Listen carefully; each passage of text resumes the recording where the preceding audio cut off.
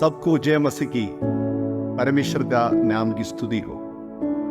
आज फिर से परमेश्वर का वचन के साथ आने के लिए प्रभु एक और मौका हमारा जीवन में दिया है, इसलिए परमेश्वर को मैं धन्यवाद देता हूं।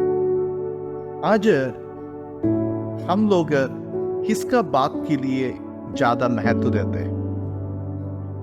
जीवन में बहुत प्रकार की निर्णय हम लोग लेते हैं। कभी कभी हमारा निर्णय को लेने के लिए हम कई लोगों का सलाह लेते हैं, जैसे कि हमारा अगुआ, शिक्षकगण, माता पिता। जो लोग कलीसिया का सदस्य हैं वे ज्यादातर अपने जिंदगी के निर्णय कलीसिया का अगुओं का बातों से लेते हैं।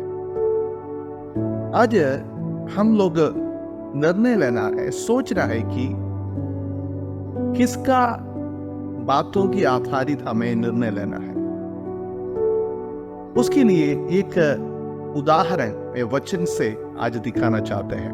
मत्ती सुसमाचार 16 अध्याय का 13 आयत में यीशु मसीह और अपना चेलों के बीच में जो बातचीत है उसके विषय हम देखते हैं। यीशु ने अपने चेलों से सवाल किए हैं कि लोग मनुष्य के पुत्र को क्या कहते हैं। चेल लोगों ने यीशु के विषय में अलग अलग जवाब दिया है, लेकिन उसमें एक खास जवाब दिया व्यक्ति था पतरस ने कहा हुआ बात 16 अध्याय का 16वीं आयत में देखते हैं। शिमोन पतरस ने उत्तर दिया, तू जीवित परमेश्वर का पुत्र मसीह है। तो जब पतरस का उत्तर सुना, यीशु ने क्या कहा है? यीशु का जवाब हम देखेंगे। 16 अध्याय का 17वां आयत में यीशु ने उसको उत्तर दिया है, हे शिमोन योना के पुत्र, तू धन्य है, क्योंकि मांस और लहू ने नहीं, परंतु मेरे पिता ने जो स्वर्ग में है ये बात तुझ पर प्रकट की है। पतरस का जवाब को देखकर यीशु पतरस को बताया है, ये उत्तर आप खुद नहीं लिया, बल्कि स्वर्गीय पिता आपको इस बात प्रकट किया है। यदि मेरे बारे में यीशु कहेगा तो हम खुश हो जाते हैं, और पतरस जरूर खुश हुआ होगा। और आगे यीशु मसीह अपना मृत्यु के बारे में लोगों को बता रहे। तब पतरस का जवाब हम लोग देखना है। पतरस उसके विषय में क्या कहा? 16 अध्याय के 21 आयत में इसी प्रकार लिखा, उस समय से यीशु अपने चेलों को बताने लगा, मुझे अवश्य है कि यरूशलेम को जाऊं और प्राचीनों और प्रधान याजकों और शास्त्रियों के हाथ से बहुत दुख उठाऊं और मार डाला जाऊं और तीसरे दिन जी उठूं।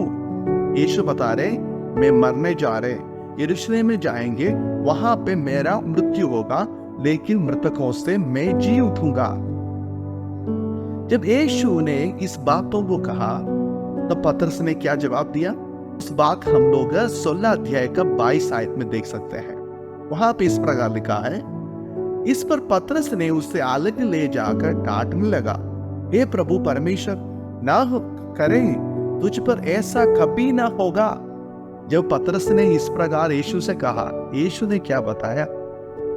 23 आयत देखें। उसने फिर कर पतरस से कहा, हे शैतान, मेरे सामने से दूर हो, तू मेरे लिए ठोकर का कारण है, क्योंकि तू परमेश्वर की बातें नहीं पर मनुष्यों की बात पर मन लगाता है।